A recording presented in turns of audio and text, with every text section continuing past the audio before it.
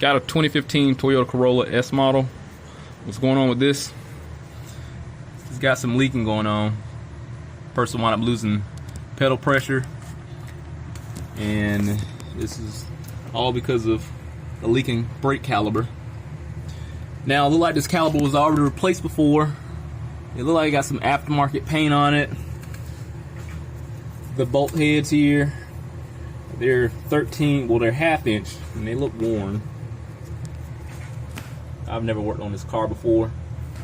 So the guide pins, brand new, the boots brand new. They all like one tone, like a remanufactured color, like powder coated or whatever. And then I'm just looking at the ends here, they just look rounded, like it's been in like a tumbler to get some of the age off. Then we got new banjo bolt and compression, the washers. So it looked like it was already replaced. I'm thinking AutoZone because these look like AutoZone pads. So this is my straight up conjecture here. Just putting the contact screws together, and there's plenty of fluid in the wheel well. Here's our tire. Plenty of fluid around here. Let me get that cleaned up. I got plenty of purple power. So, you know, I frequently patronize AutoZone. I said AutoZone, O'Reilly's Auto Parts. AutoZone's my side piece store. Don't get me wrong, I have problems with both of them, but we're gonna get the caliper from O'Reilly's Auto Parts. So we're just gonna strip this off, and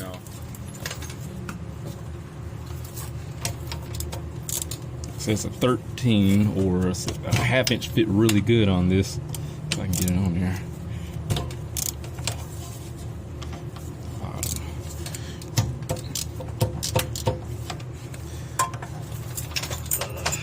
Grab the first thing I get my hands on, and I don't think this was close enough. It's a 17. Got an 18 wrench down there.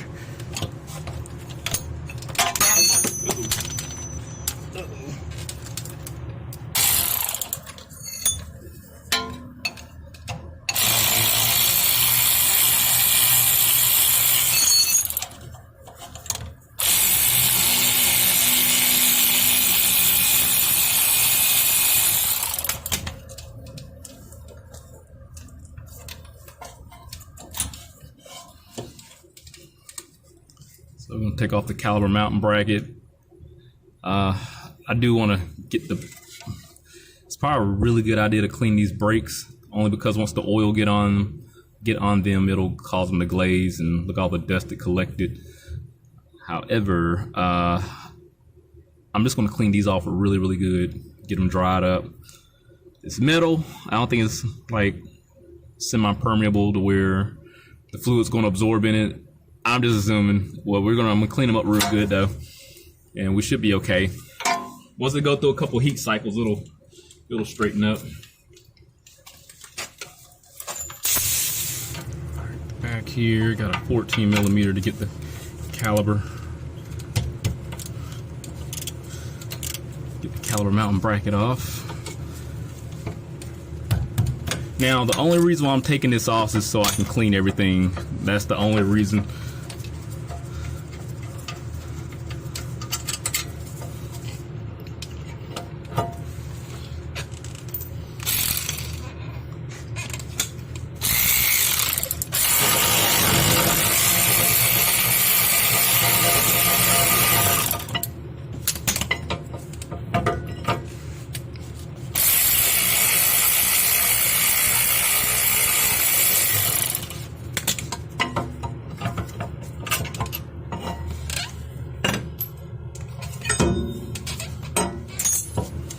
So we got to get the parking brake lockout and disconnect this ball here. So we'll pull that off.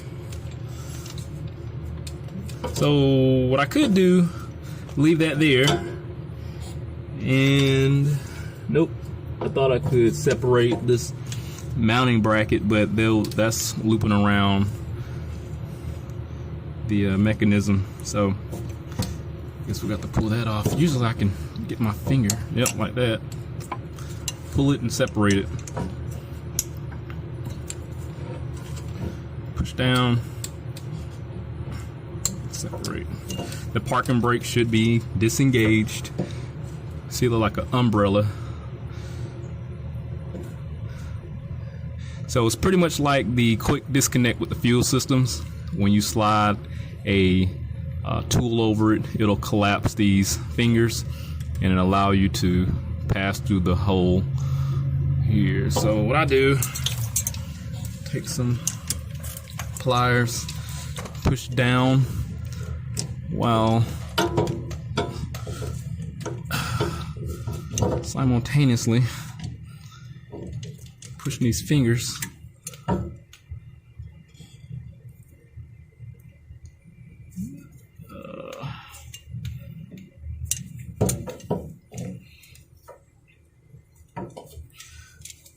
See if it'll work. Usually it's like 2 or 3 good ones holding it on.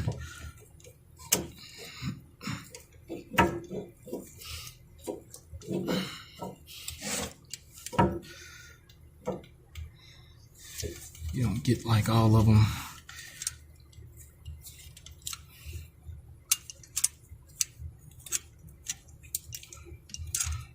Yeah, spin it just like that.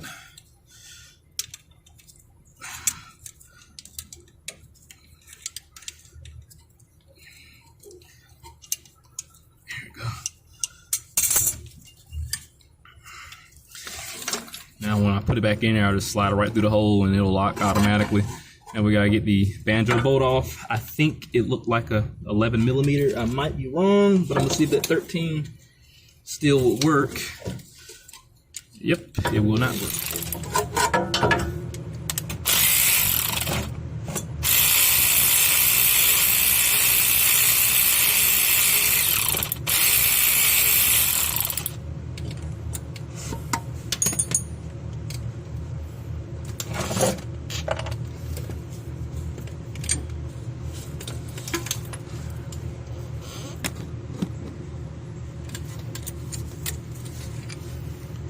Get a better view what it looks like inside of this boot here. Like I say, normally it's full of fluid.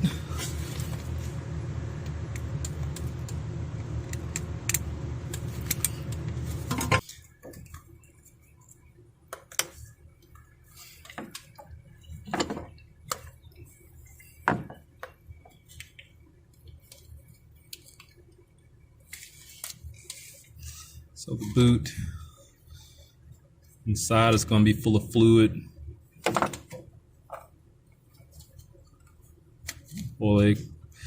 Or a dust cover, whichever you want to call it.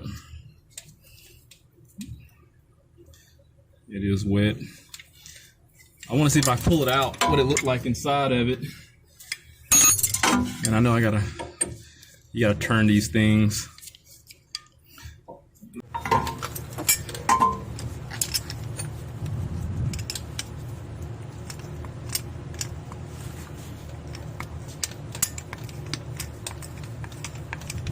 I wonder, I've had it where this piston will be pitted. That's usually the problem. But probably under extreme pressure it'll leak. So let me show you, see why you gotta rotate it out. And I was turning it counterclockwise. Let's take a better look at this.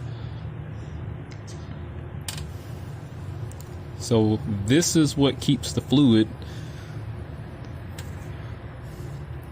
from bypassing that piston, this O-ring here.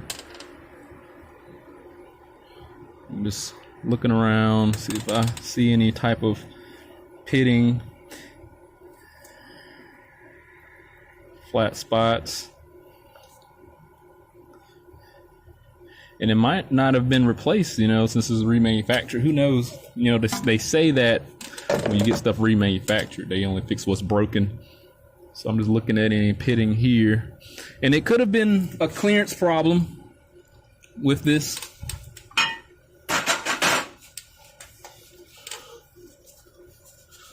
Oh, you know what? I actually have a bad one that a caliper I just rebuilt. Let me show you what that would look like if you had pitting problems. after I show you this. So it could have been because they got the piston from a particular place, it might have been clearanced improperly. So put that down. Listen. I thought I had it. It's somewhere. I got a pile of metal that I normally take to the recycling facility, so it's somewhere looking at me. So I'm just trying to see if I see anything. Seal just looks flat.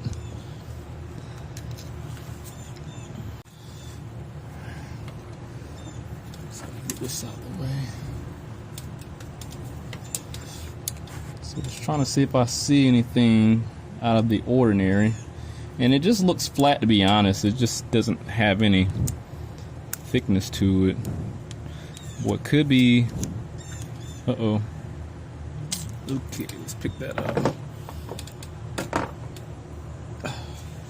Let's clean the seal off. It could be a combination of two things. You know, the seal may have just been out of specifications. And under the right conditions, it just developed the leak.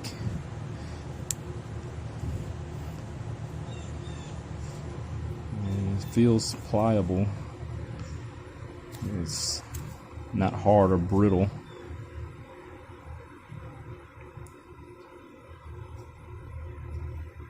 Flip it inside out. We do see a rip. It's probably something I created. Yeah. This seal technically just could have been replaced and the caliper would have been fine. You could have probably got a rebuild kit. I don't want to go through that. I'm just going to put a new one in here because if the whole thing goes bad, I ain't got to sit there and break this down, wait on a repair kit, and taking into consideration human error. So if I screw up and it fails prematurely, I don't want to be held accountable. I'm going to blame somebody else. So let's go to O'Reilly's. I'm going to grab a new one and get this installed. All right, just got back from the parts store. Here's the new caliper from O'Reilly's. I do not have a part number for you, but if you give them the year, make, and model, they'll be able to look up for you and give you the appropriate one. Again, we're on the rear left driver, and this here, just some warnings. Using banjo bolt from failed caliber will void product warranty. So why? It's potentially because it could leak, I guess. Maybe you'll put debris in there. Don't know. This is not going to work.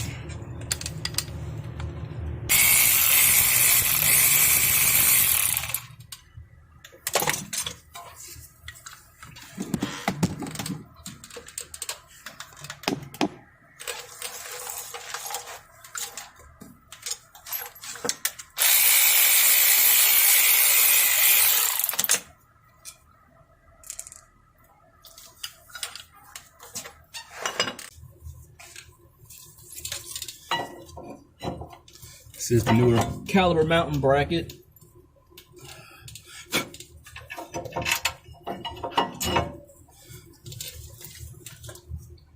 I am reusing the old rotor. It's clean with brake cleaner. It is a little slick. May cause the brakes to squeal. So honestly, it's best to replace that rotor and pad if you're doing this right. However, I'm not doing that because of the fact. Are these bolts the same? They came out the same location. These look different. Somebody been back here, and these bolts. Yeah, these bolts aren't exactly the same here.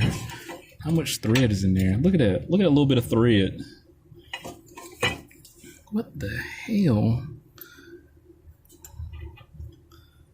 I didn't even pay attention to that. Let me find a bolt that's compatible with this longer one here.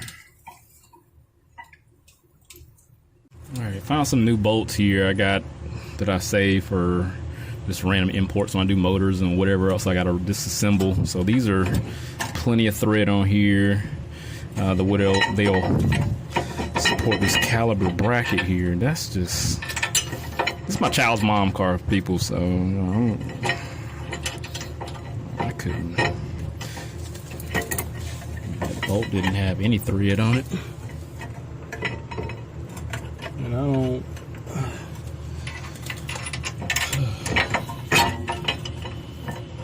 Well, it is what it is. Where the hell she been taking it to?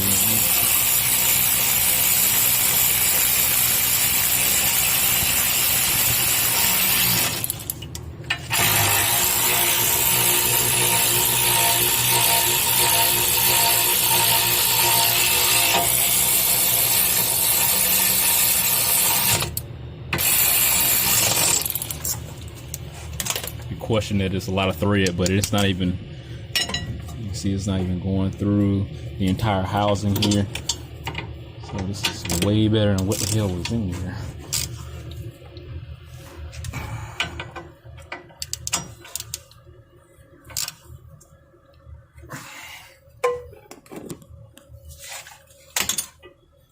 So let me check these, make sure they're lubed up, these guide pins. Nope. It's got some on there, but I'm gonna put my own stuff on here. This is what I'm using: CRC brake caliper, brake caliper grease. So this is the only thing I'm putting it on. I'm not putting it on the back of the pads or anything, because they'll just make a mess. The brake's gonna squeal. They're gonna squeal.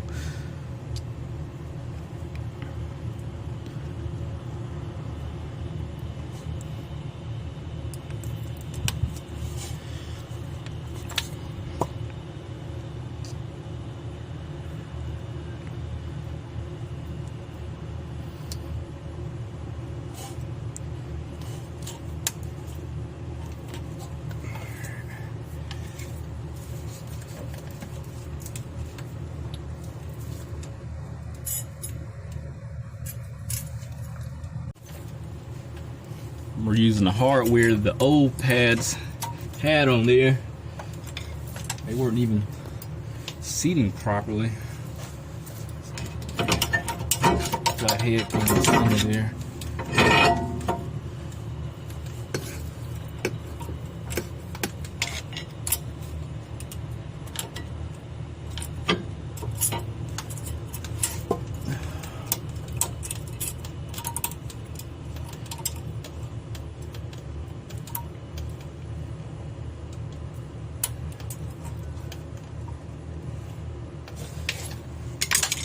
Top in there.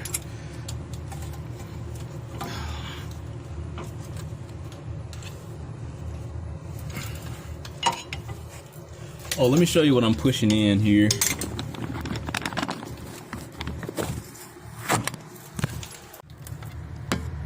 So ideally, those locks there, you don't want them to rub against the rotor because you'll hear this high-pitched squeal noise. Let me see if I can get it to do it. I don't know if I can get it to do it. But if you install these seats, and they're hitting up against the rotor, as soon as you start driving, you'll hear like a high-pitched noise, like your brake indicator is failing. So it'll sound, let me see. Yep, just like that right there. See, if I would have left it alone, it would have made this squealing noise.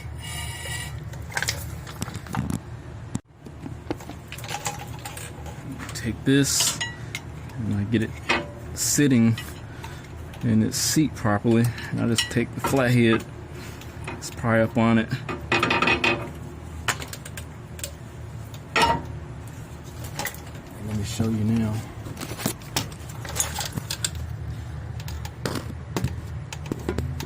Not even on that. Don't hear any noise. Damn it. I got the brakes cleaned up. Now I wound up putting these through the wire wheel and hitting it with some brake cleaner, so they're not going to look. They're going to be 100%.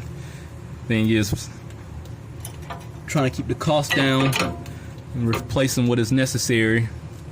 And I can be honest with you, this is not going to create any issues. As long as there's no oil on here, we're fine.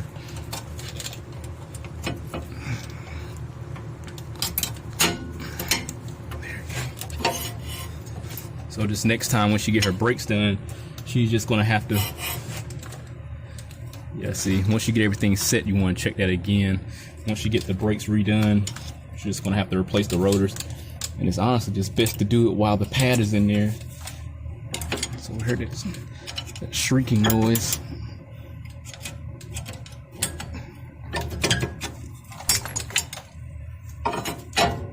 Perfect. That's close in. Cool.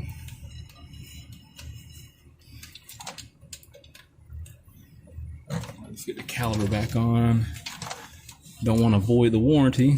Replace this banjo bolt. I'm going to save that, keep it in my pile.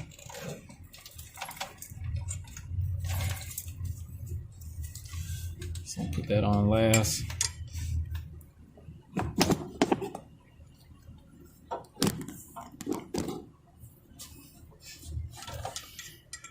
Here's our parking brake. Slide it right on in, lock itself in place. Cable. You don't have to do any type of adjustment on this, it'll self-adjust. There you go.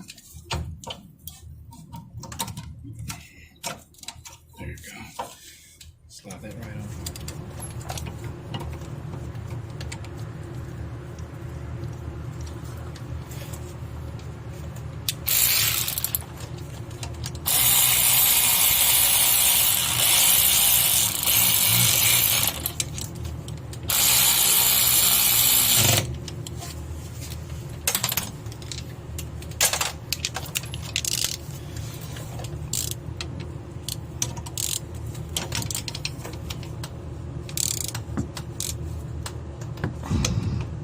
This lower pin locked in place. This top one's not. I'm gonna have to get something to hold that.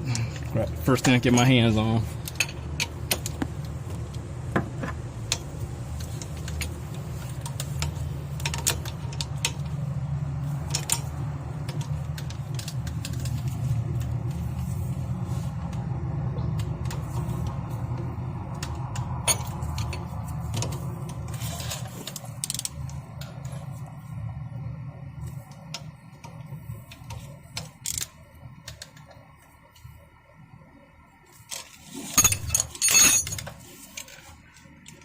That's in there. Now we're going to get the brake line. So pressurize the fluid. Get that back in there. I remember somebody asked me which way the washers go. I know they were trolling. Did you ask such crazy questions? All right, here we go.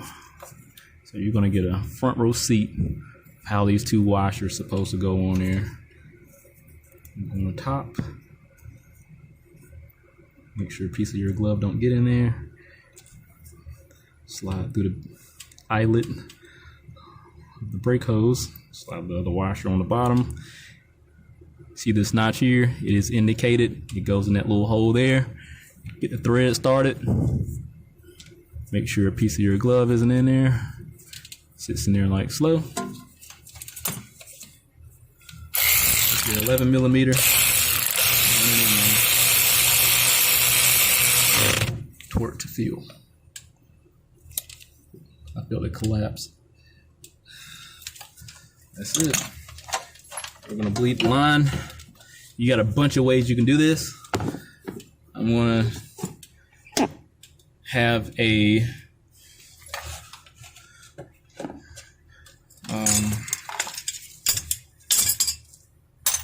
I'm going to use a device to hold the brake pad. I said the brake pad. The brake down. I'm going to start the car up. Pump the brakes several times. Have a pole hold the brake. You can also use a helper. Press the brakes 10 times. Hold the brake. And then crack the line. So when you see me crack the line, the brakes are being held in place. And you'll see fluid shoot out. It's only going to shoot out if there's pressure administered at the brake pedal. Here we go. We are going to now bleed the system. So I'm going to crack the line first. I have not done anything yet. This is a 10 millimeter on this one. Crack it. and just snug it loose, snug it tight. Uh-oh. As far as your brake reservoir, your fluid reservoir is going to be located here. Here's your air box. As far as the orientation, move this cover. Here we have the cap here. We can add brake fluid. You have your, I don't know if you'll be able to see it or not. It's on the side. There's a line here for minimum.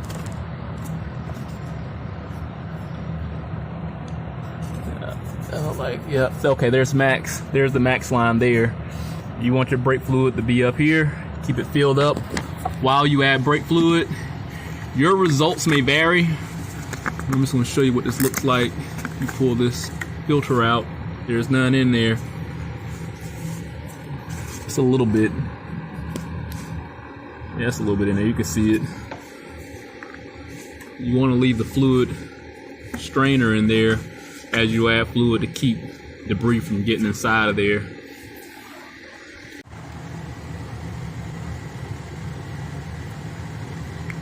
Uh-oh, I'm doing this, looking through the camera here. Let's fill it a little bit. We'll take some brake cleaner and go back at it. I'm gonna fill it up a little more than max because I'm gonna bleed the system and it's gonna drop automatically. If I need to take a little bit more out, then I'll just bleed a little bit more out.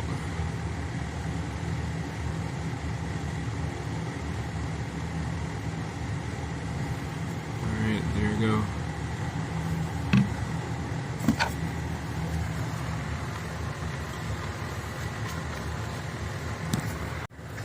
Place the cap here.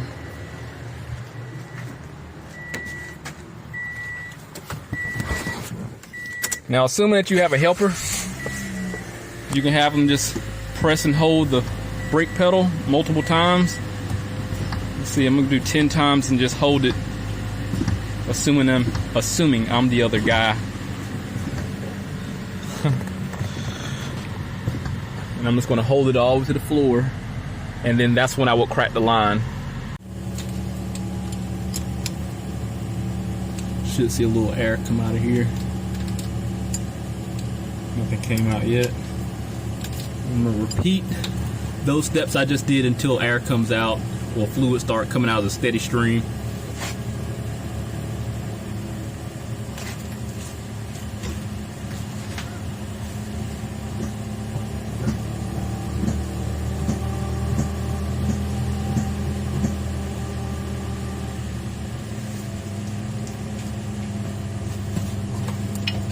It's not even building up pressure. If you notice the pistons that haven't started coming out yet, just look down here so I can get the camera down.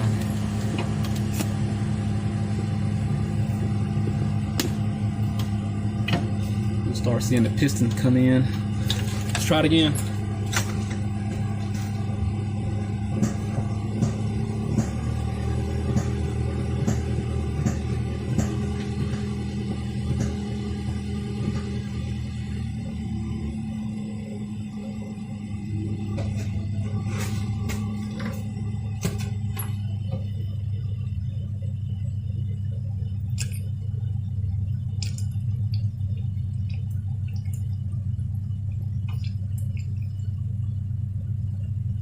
Clean fluid, I tell you what.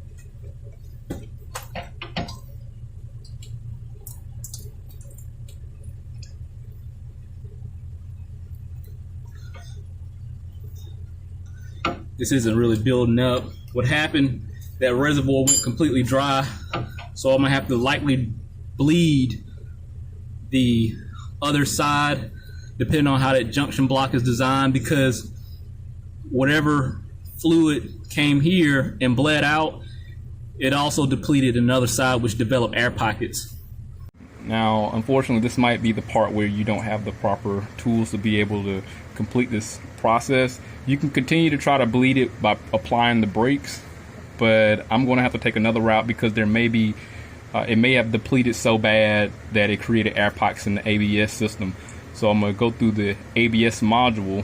Let me see if I have it in my hot function here. Brake bleed there. I'm going to go inside the ABS module and do an automatic bleed, air bleed. And it's still, I will still have to crack the line. Use this function to replace the brake actuator. No, I didn't do that. But it should electronically bleed the solenoids based off of orientation. So basically I'll just follow directions and increase line. So it's going to typically tell me to crack the line like a manual connect the vinyl tube. It's one of the 4 bleeders. To press the brake several times. So I'll still have to do it manually in a way, but as far as going the rest of the way, the ABS will automate and be able to extract the air, rest of the air out. So right front, increase line, right front, left front, right rear, when fluid stop draining.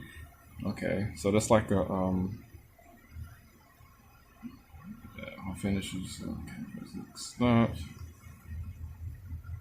Uh-oh.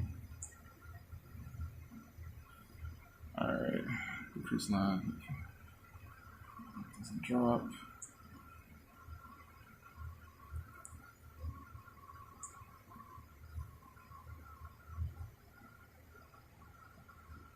All right, so this is where right front, left rear, caution brake bleed, press. Next step. Well, 11-second bleeding process. Turning. Do not release the brake pedal.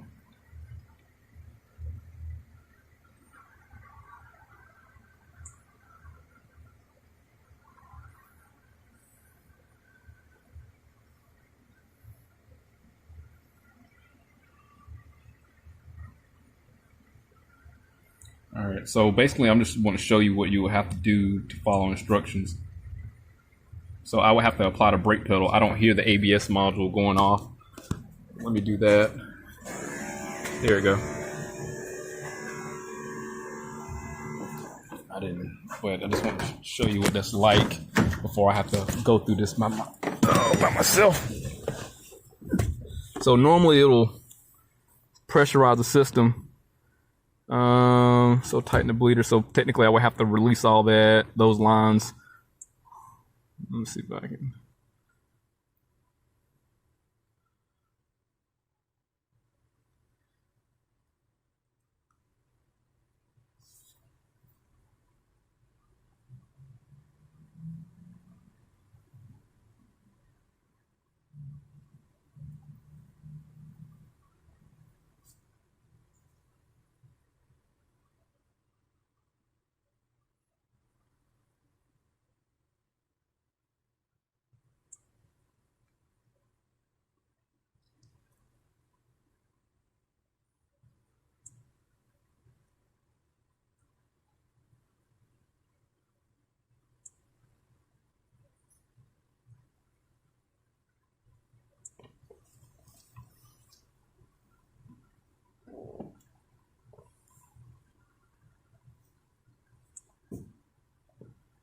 So yeah, I applied the brake and it went down lower. So I just want to show you what it's like, and now it's building up pressure.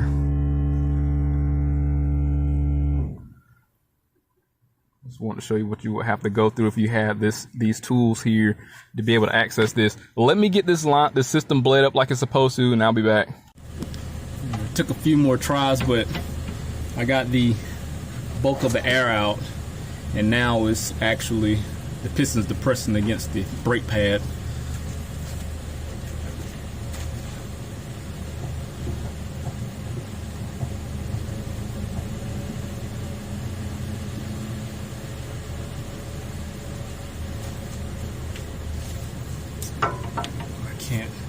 move the rotor. Got a little more air in there.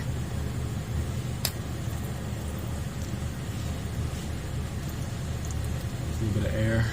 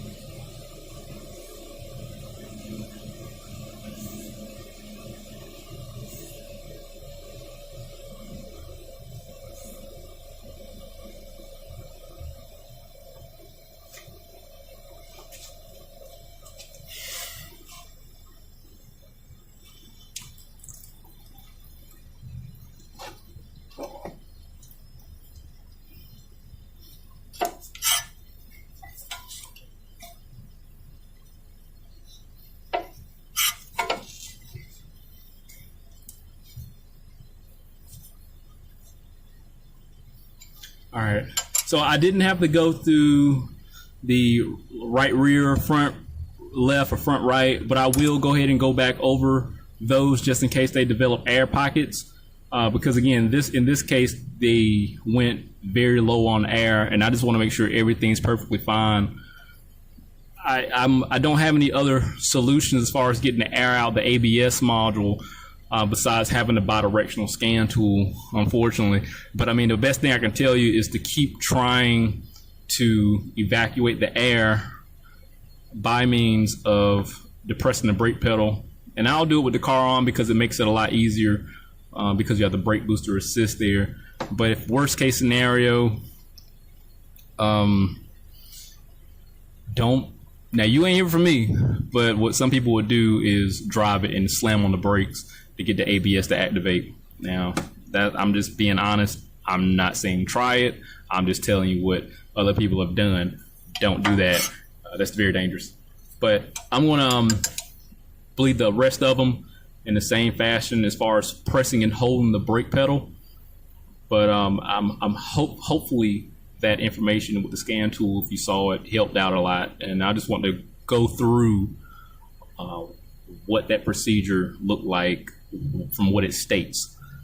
All right, not actual application.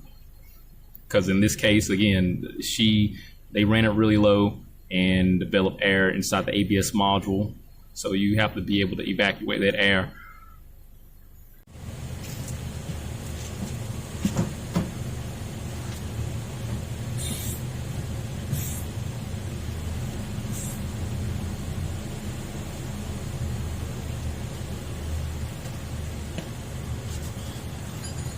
All right, this is my, I want to say 6th time bleeding this area, and I'm going to show you how the system is supposed to flow when you don't have any air in it. So here we go.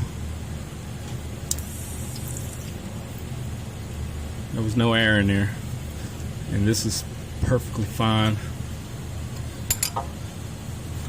Everything goes back to a relaxed state. It's cleaned off.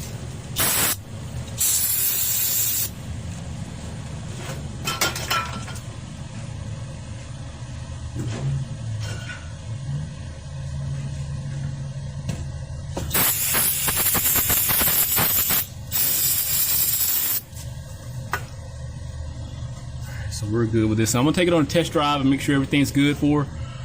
So what I thought that might be a junction inside the system here. The only junction is going to wind up being that ABS module. The ABS module is here.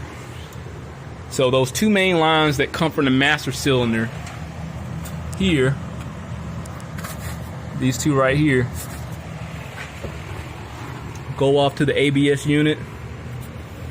Should be these two larger ones down here. And then get distributed back out to each individual wheel. So what I was thinking, you know, if it went low, that junction that control whichever side is going to control, whether the front, rear, or however this is designed, will dry up in one line, and then it'll affect two or more potentially, depending on how this is designed. it could affect the lines going out to each individual wheel. So that's why you want to be able to have control of the ABS module and bleed this unit. Now, like I said, I don't know exactly how this is plumbed, but if you run this brake master cylinder extremely low, it could and probably will create air pockets inside the module there. So just to let you know. So that's why you may have to utilize a scan tool to be able to extract all the air out. Like I say, don't give up on trying to use the traditional method. Have a partner help you bleed the system. You should be able to apply the brake with the vehicle on, and it should hold pressure. It shouldn't just slowly sink. If it does sink, then you got air in the system. I don't think I need to add anything else. This took about, I want to say it took about an hour and probably a little bit over an hour. I mean, if you're new to this, it probably could definitely be a 2-hour job, but if I wasn't recording, it would definitely be done like 30-40 minutes.